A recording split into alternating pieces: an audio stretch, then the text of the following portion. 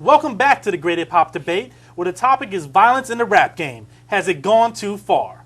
Before the era of Ice-T and NWA, talking about gangbanging and cussing on vinyl was virtually unheard of. Nobody brought the hood to the mainstream like NWA. What happened as a result? Music listeners, especially the youth, went out and copped their records in massive numbers. A new form of hip-hop was born. Okay, fast forward 20 years, and gangsta rap is the hip-hop standard. You can't turn on the radio without hearing the hottest rappers spitting about dealing that powder or pushing that weight.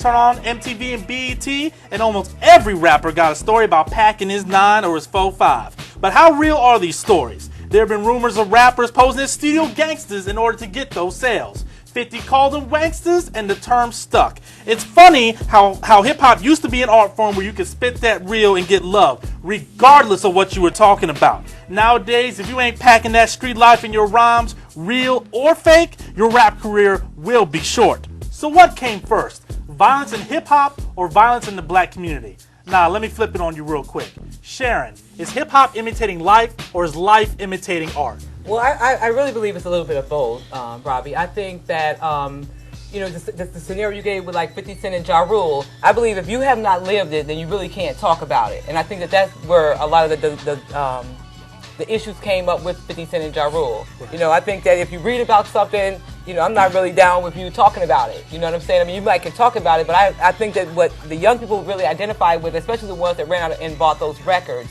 were that they finally got somebody in the records telling the truth about where they grew up. Right. But unfortunately, Ja Rule, he might have walked past it and read about it, but he wasn't like 50. Right. I mean, do you think the audience really identifies with these rappers? I mean, sure. Do you think? No. I don't think. I think a lot of people don't identify with them. Like, yes. I mean, for sure. I mean, me, where I grew up, I grew up in D.C. and Silver Spring, and there were some bad things going on, like anywhere. But I didn't identify with the Ice-T, with the NWA. You know what I'm saying? The things that they were talking about, running up people's houses and shooting with them, shooting people. And I think that's kind of the excitement. Like, you hear kids pumping, in Potomac, Maryland, pumping that stuff out their car, and they've never seen that day in their life. And that's kind of the excitement. And the controversy itself, Ja Rule. But hip-hop imitating art. Hip-hop imitating art. You made a great point right there, because I went to a very private school, very rich private school in D.C. Extremely. It was extremely exactly. You know what I'm saying? The paper privacy, right? Paper privacy. Yeah, okay, I got you. But 5% black. They're mostly white kids. You go to a party or you have a dance at the school, right. They want to hear hip hop. Mm-hmm. Imitating. When you can package violence and sell it, and people can feel safe but can still look at it, right. That's what they want. Hip-hop, they used to say when Las Vegas opened as a city, people used to go there because they know they could brush shoulders with gangsters but not actually have to talk to them. That was the draw for it. But then it goes back to the imitating. It goes back to imitating. I mean, it goes right back to imitating. Any time that you have not lived something, but then you are able to reenact something that you never lived, you are imitating art. And I think a lot of people forget that part of it. It's really great you went to a private school, but a lot of these young rappers, they did not go to a private school. 50 Cent did not go to a private school. Right. Some of these other artists did not go to a private school. Okay. I did not go to a private school. It took a lot of the experience for me to be able to sit here today, to be able to talk about the violence that is perpetuated in some of this music. A lot of it is real. Right. Hold on a second. Who are these people selling records to? They're not selling the records. Not to us. They're not selling it to the people. They're selling it to people in Iowa. Exactly. And I don't even want to get. South I don't Dakota. even want to get hung up on. I mean, you make a great point, but I don't think we should get hung up on private school, because plenty. Biggie went to private school. Right. Jay-Z. Right. All I'm saying is, I mean, that was a good example. All I'm saying is that 90% of the people, you got to get your music on top 40 to even see a little bit of money. Yeah. Therefore, you have to talk about what? No, I'm saying top 40. I mean, percentage of it, as white people are going to be buying your album. It is shown statistically and overseas. Here, it's unfortunate in the black community, we bootleg. All right, hold on a second. Let me get Avon's opinion real quick. I won't, get you in this conversation. They just rapping to make the money. That's basically all it is. Like, when people that front end saying they did this, they did that, they know that's what's selling. So they're gonna do what they gotta do. Like in Cassie's case, he's saying that he did all that. Nobody was really buying his stuff. Now watch his next album. Watch how much he can sell. But it appears it has to be bigger than that. I mean, anytime you have music that is actively showing that people are listening to this music and may go out and commit a crime, whether they have been a part of this type of activity before or not. For you to sit up here and say that they're only singing this to make money when women are being talked about. And when you lived in a woman's body for 9 months, Let me stop you here. I want to keep sort of transition this a little bit. You know, they compare hip hop to a lot of movies. Like for example, Scarface. Scarface is like in the hip hop lexicon. Like guys got posters and everything. Like, is what these guys doing any different than what they did in Scarface or Godfather or anything else? I mean, is the comparison even fair? Organized. I mean, John Gotti and the Gambinos and all of them were out. Organized. We got Irv Gotti. We got Irv Gotti. Well, it's not the same. Using someone's last name. Once again, imitating. I mean, Irv Gotti's a pep, right? They're not organized. It is right. The only similarity is that the people portrayed in those movies, or like the Gambinos, they were driven by money.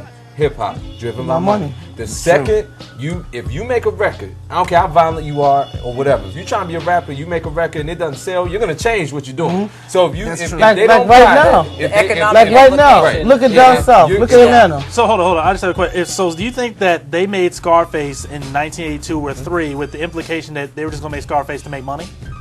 Or was it an art? It's an art, but at the end of the day, you want to make money. It's about money. There was a paradigm shift, and at that time, in 1982, powder cocaine was the thing. I mean, if you were like sniffing powder cocaine on the bars and Club 52 and some of those other big ritzy Cotton Club style clubs, then you were on. So therefore, all Scarface did was perpetuate the fact that the show was going on. That's all rappers are doing. So therefore, the economic implications was now that rappers are rapping about Scarface and calling themselves Scarface. That was really the first one. Scarface on it. I mean, money drives the industry. Right. If you look a couple years ago, reggaeton wasn't making any money. You know what I'm saying? Now that somebody broke out, everybody's doing it. You know what I'm saying? Everybody's coming up. If you look at the South wasn't hot. So South wasn't hot to you.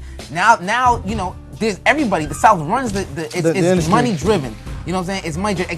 And there are exceptions like Outkast.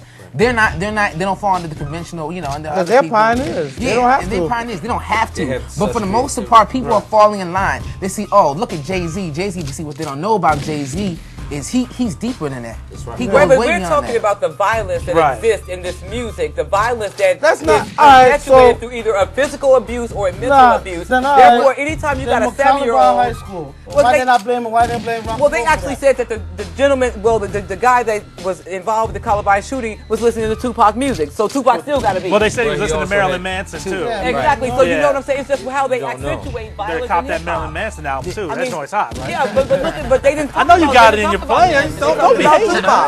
We're talking let's keep it real. But when we're talking about mass production and when we're talking about appealing to the masses with movies or with CDs or what have you, then we talk about some rappers feel like they need a violent theme in their record to appeal to the masses, that their creativity is not enough, that their rhyme skills are not enough. Right. And a lot of these rappers today, their rhyme skills are not enough. Yeah. Amen to that. Let me play a story real quick.